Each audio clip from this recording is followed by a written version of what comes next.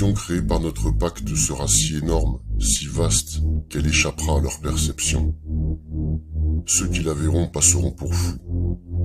Nous créerons des fronts séparés pour les empêcher de voir les liens qui existent entre nous. Nous nous comporterons comme si nous n'étions pas connectés pour garder l'illusion bien vivante. Nous distillerons nos objectifs au goutte à goutte pour ne pas éveiller les soupçons. Ceci les empêchera également de distinguer les changements à mesure qu'ils se produisent. Nous nous placerons toujours au-dessus du champ relatif de leur expérience parce que nous connaissons les secrets de l'absolu. Nous travaillerons toujours ensemble et demeurerons liés par le sang et le secret. La mort viendra à celui qui parlera. Nous ferons en sorte que leur expérience de vie soit brève et leur intellect faible, tout en prétendant faire le contraire. Nous utiliserons notre connaissance de la science et de la technologie de manière subtile, afin qu'ils ne se rendent jamais compte de rien. Nous utiliserons les métaux, accélérateurs de vieillissement et des sédatifs dans leur nourriture et leur eau, ainsi que dans l'air. Ils seront entourés de poisons de toutes parts. Les métaux occasionneront leur dégénérescence intellectuelle. Nous promettrons de trouver des traitements en nous mobilisant sur tous les fronts, mais nous les empoisonnerons toujours plus. Les 10 poisons seront absorbés par la peau, par la bouche, et détruiront leur esprit et leur système de reproduction. Pour toutes ces raisons, leurs enfants seront mort-nés, et nous occulterons cette information. Les poisons seront dissimulés dans tout ce qui les entoure, dans tout ce qu'ils boivent, ingèrent, respirent, et dans les vêtements qu'ils portent. Nous devons nous montrer ingénieux à cet égard, car ils ont la capacité de voir loin. Nous leur enseignerons que les poisons sont bons en diffusant des images amusantes et des tonalités musicales. Ceux qui les respectent nous aideront, car nous les enrôlerons pour faire progresser nos poisons. Ils verront nos produits utilisés dans des films et s'y accoutumeront sans jamais connaître leurs effets véritables. Dès la naissance, leurs enfants recevront des injections de poison dans le sang et nous les convaincrons que c'est pour leur bien.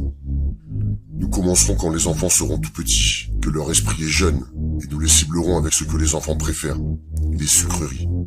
Lorsque leurs dents commenceront à se détériorer, nous les remplirons de métaux, ce qui détruira leur mental et anéantira leur avenir.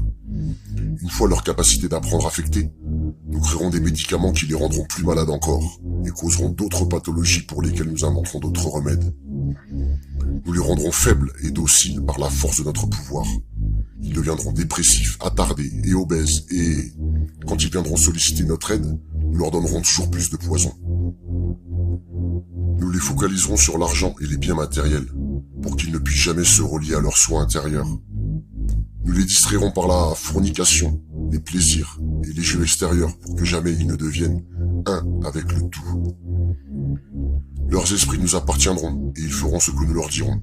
S'ils refusent, nous trouverons le moyen d'implanter des technologies susceptibles d'affecter leur perception. Nous utiliserons la peur comme une arme. Nous établirons leur gouvernement ainsi que les partis d'opposition. Les deux côtés nous appartiendront. Nous dissimulerons toujours nos objectifs, mais notre plan sera mené à son terme. Ils travailleront à notre place, mais nous en récolterons les fruits. Nos familles ne se mélangeront pas aux leurs. Notre sang doit toujours demeurer pur, car là est la formule. Nous les ferons s'entretuer quand cela nous conviendra. Nous les maintiendrons éloignés de l'unité par le dogme et la religion. Nous contrôlerons tous les aspects de leur vie et leur dirons ce qu'ils doivent penser. Nous les guiderons gentiment et délicatement en leur laissant croire que cela vient d'eux. À travers nos factions, nous fomenterons l'animosité entre eux. Quand une lumière brillera au milieu d'eux, nous la ferons s'éteindre par le ridicule, par la mort, ce qui nous conviendra le mieux. Nous les pousserons à déchirer le cœur de leurs conjoints et à tuer leurs propres enfants. Pour cela, notre allié sera la haine et la colère notre ami. La haine les aveuglera totalement et ils ne se rendront jamais compte que leurs conflits font de nous leurs dirigeants. Ils seront bien trop occupés à s'entretuer. Ils baigneront dans leur propre sang et tueront leurs voisins jusqu'au moment que nous considérerons propice à notre assaut. Nous en tirerons le plus grand bénéfice, car ils ne nous verront pas, car ils ne peuvent pas nous voir. Leur guerre et leur mort nous permettront de prospérer toujours plus. Nous recommencerons encore et encore, jusqu'à l'accomplissement de notre but ultime. Nous continuerons à les faire vivre dans la peur et la colère par la diffusion d'images et de sons. Nous Nous utiliserons tous les outils dont nous disposons pour arriver à nos fins. Les outils nous seront fournis par leur travail. Nous ferons en sorte qu'ils se détestent eux-mêmes et leurs voisins. Nous leur cacherons toujours la vérité divine, le fait que nous sommes tous un, car ils ne doivent jamais le savoir. Ils ne doivent jamais découvrir que la couleur de peau n'est qu'une illusion. Ils doivent toujours penser qu'ils ne sont pas égaux. Pas à pas, insensiblement, nous ferons avancer notre objectif.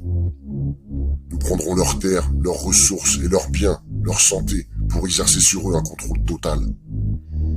Nous les abuserons en les incitant à accepter des lois qui les priveront du peu de liberté qu'il leur reste encore.